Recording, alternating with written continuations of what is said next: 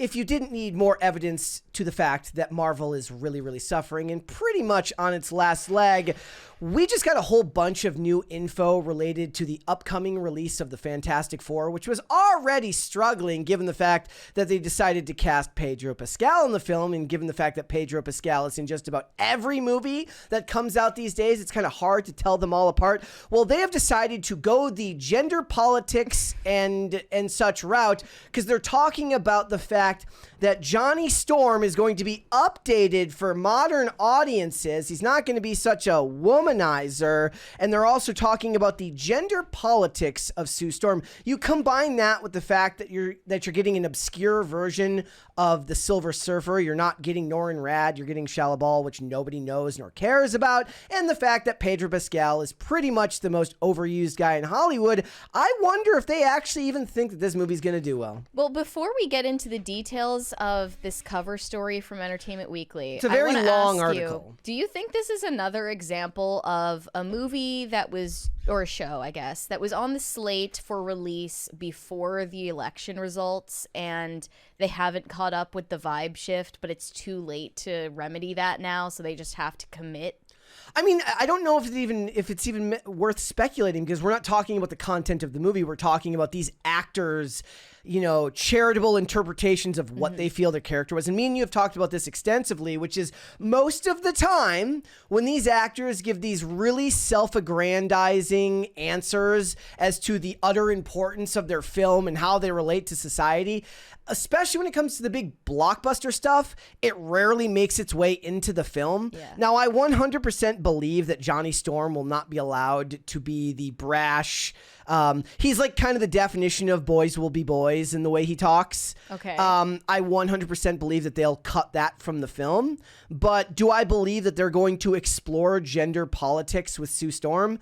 Not really. The actors really tend to oversell the amount of wokeness that's in the movie. But then it doesn't matter. By the point that people decide not to go see it, it's too late. But here was this part of the Entertainment Weekly cover story where Vanessa Kirby explains how Sue Storm explores gender politics in the movie. Achieving global political peace sounds only slightly harder than synthesizing the decades-long fictional history of Sue Storm. As Marvel's first female superhero, she's been part of the Fantastic Four since its first issue, but back then she carried the relatively demeaning codename of Invisible Girl, could only turn herself invisible, and mostly functioned as a damsel in distress. I wondered the same thing. Her power is to turn herself invisible, and she's called Invisible Girl. How is that demeaning? That's so lame. That just means she has a lame power. Yes. Here's what Vanessa Kirby says. If you played an exact 60s Sue today, everyone would think she was a bit of a doormat. So figuring out how to capture the essence of what she represented to each generation, where the gender politics were different, and embody that today was one of the greatest joys of this. They say over the years, Sue evolved in several ways. Her abilities expanded from individual invisibility to control over electromagnetic light and force fields, making her arguably the team's most powerful member. Yeah. At various times, she has become a mother, a leader, a skimpily clad dominatrix named Malice. Synthesizing all these aspects into a single character was a lot of fun for Vanessa Kirby, who says motherhood in particular became the key through line. Indeed, Sue Storm's pregnancy will play a significant part in the plot. She says, Matt and I were really aware that there hasn't really been a mother with a baby in these superhero archetypes women have been getting. One of the things I love most from Sue's history is when she becomes Malice and all of her dark stuff comes out. I was obsessed with that chapter of her life, so I want to make sure that there were tones of Malice in there with her, that she wasn't just the stereotype of a goody, sweet mother. I've always been really interested in the mess of femininity.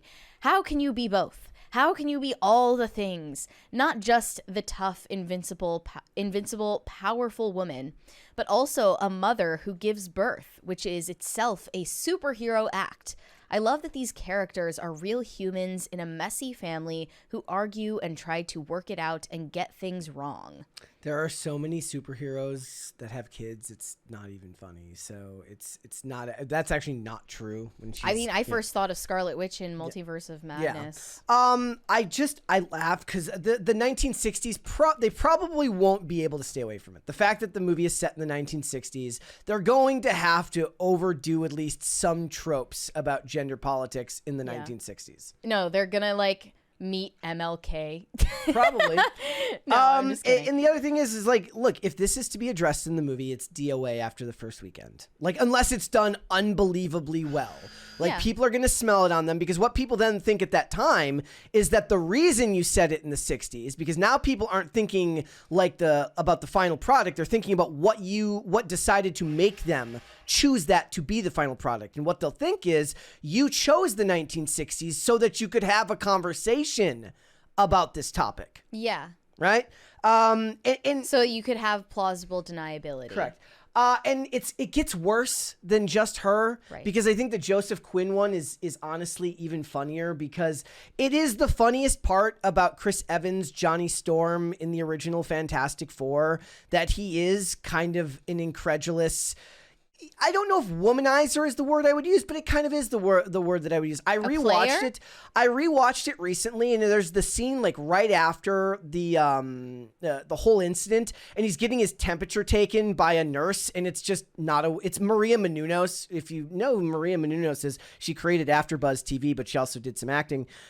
She doesn't look like a nurse, and the whole point is that he's like basically hitting on her the whole time. And that's bad. And that's a through line for it. And the thing is they won't be able to address this in a way that actually does character development. Now, if you want to start with a character being like that, and throughout the length of the movie, he kind of grows as a person, that's doable. But when you do it, you have to be able to frame it in a way that doesn't treat the way he was before as evil. It has to merely treat it as an aspect of his personality that was okay to grow out of, if that makes sense. Like, I don't want him to be self-aware. I don't want ultra deep character development in this movie, if I'm being 110% honest, because I don't buy that their writing is capable of telling a lot of deep introspective growth from these characters. Like, one of the great things was that he was the opposite of Reed Richards in those movies. He's a man that leads with a lot of bravado, which can be an affront sometimes, but also he's funny. Myself and Kevin Feige were speaking about previous iterations of him and where we are culturally. He was branded as this womanizing, devil-may-care guy, but is that sexy these days? I don't think so. This version of Johnny is less callous with other people's feelings, and hopefully there's a self-awareness about what's driving that attention-seeking behavior. What is he going to do, go to therapy? I want him to be callous of other people's feelings. It's part of the character. The director called this version of Johnny really smart and not just a dim-witted hothead. He's on that spaceship for a reason, and I think sometimes people forget that in various comic stories, he's been one of the most heroic of them. Even if he's undercutting his heroism at every turn through humor, he's Sue's brother, which means they are cut from similar cloth. So I decided to look through some of the I got a lot of responses because I posted about this yesterday, but I thought we'd look through some of the quote tweets about it. It's a good gauge of where the internet was for this film. And right now, for a movie like this, for a Marvel movie specifically, you need the internet on your side. Like, you don't have the strong word of mouth from the previous movies to kind of carry you over the finish line like you did prior to the end of Phase 3, like with Endgame. So you need people online to be singing the praises of this film. But heel versus babyface, this was in relation to the Fandom Pulse headline that says Vanessa Kirby confirms that Fantastic Four will explore gender politics with Sue Storm. He says, and you lost me. Grum says, Hollywood's still not learning. Both Hollywood and gaming are too entrenched in identity politics. It's not going well for them. Sad to see. Mark with a C. Dude's awesome. It's dead, Jim. There's so many of these, and it goes on beyond that, which is this one in relation to the Joseph Quinn quote says, the whole point of Johnny is that he's a bit of a dick and needs to learn to be better with a more responsible person. It's the same reason Netflix's The Last Airbender taking away Sokka's sexism robbed him of his character arc. Mention that. Yeah. God forbid a character have a mortal flaw. That's what I mean.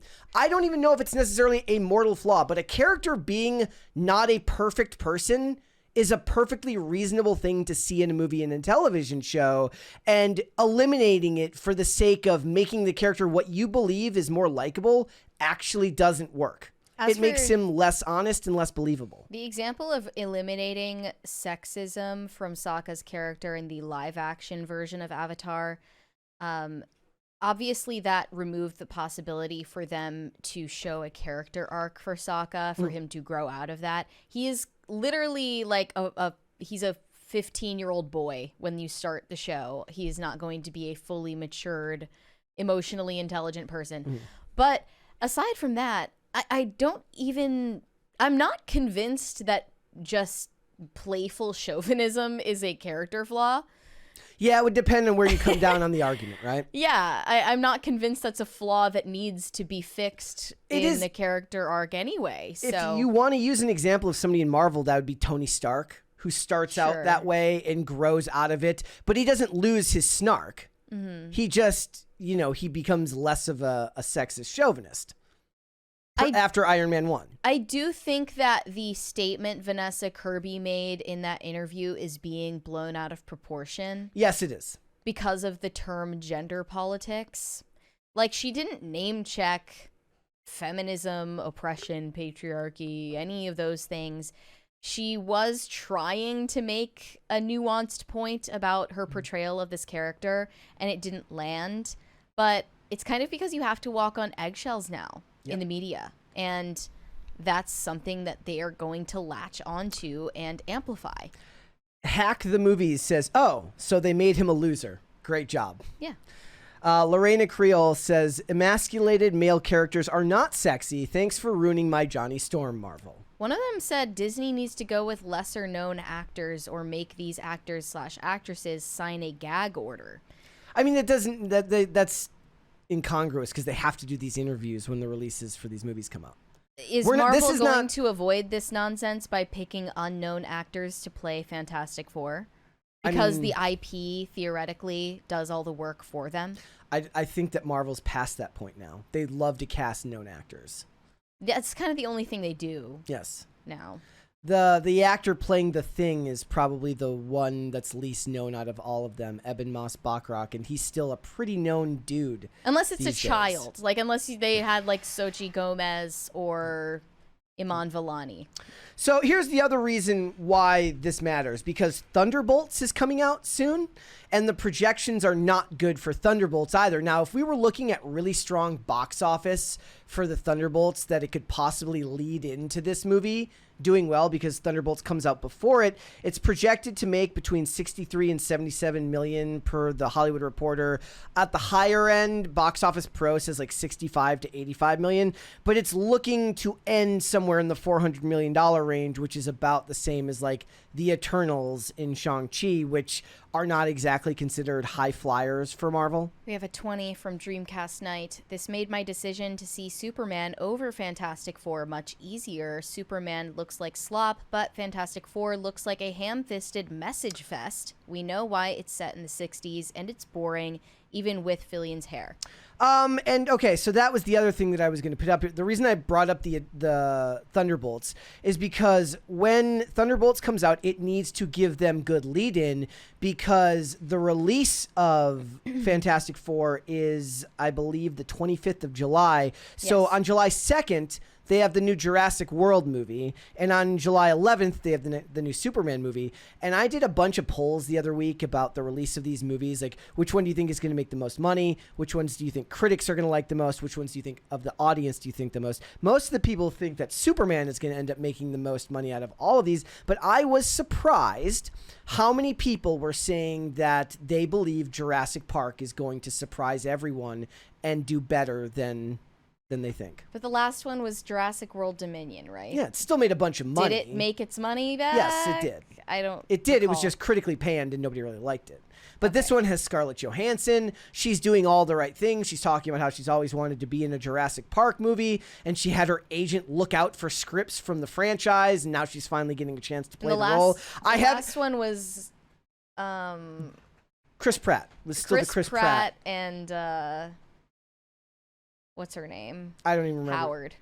Oh, Bryce Dallas Howard. That was Right. the two of them. But as far as I know, I haven't seen Scarlett Johansson talk about how hunting dinosaurs is actually covert feminism and the dinosaurs are representative of the patriarchy. If she starts saying stuff like that, we can talk about it then. But I don't think then she's we'll have going second to thoughts. because she's smart. So look, the budget for the Thunderbolts is $200 million, which means the Fantastic Four budget is higher than that, if I had to guess. Given the cosmic setting, the way the movie's going to produce, it's not going to be easy for this movie to make its money back when it has to claw its way back from bad reviews or at least bad audience scores from Captain America: Brave New World, a total amount of apathy related to the Thunderbolts, and now you bring in gender politics and nerfing Johnny Storm. I don't think. Then you got Pedro Pascal as well. You've got female Silver Surfer, where then you have to have the people going, actually, there's a female Silver Surfer in the comics. That's not the point, and you know that that's not the point. The point is that the Silver Surfer that everyone actually knows is Norrin Radd, and they chose not to do that in this movie, and that reeks of agenda. So you've got like 4 strikes against you already, so I don't know. So Marvel has this and Thunderbolts and what else coming out this year? Well, it was Captain America. It was just those 3? Yeah. Wow. Okay. I mean, 3 is pretty good. They only did 1 last year. They only did Deadpool and Wolverine last year. Yeah. Thanks for watching. Listen to full episodes of Pop Culture Crisis on Spotify. Keep up with us on social media and make sure you subscribe and ring that bell so you never miss the show. Bye, guys.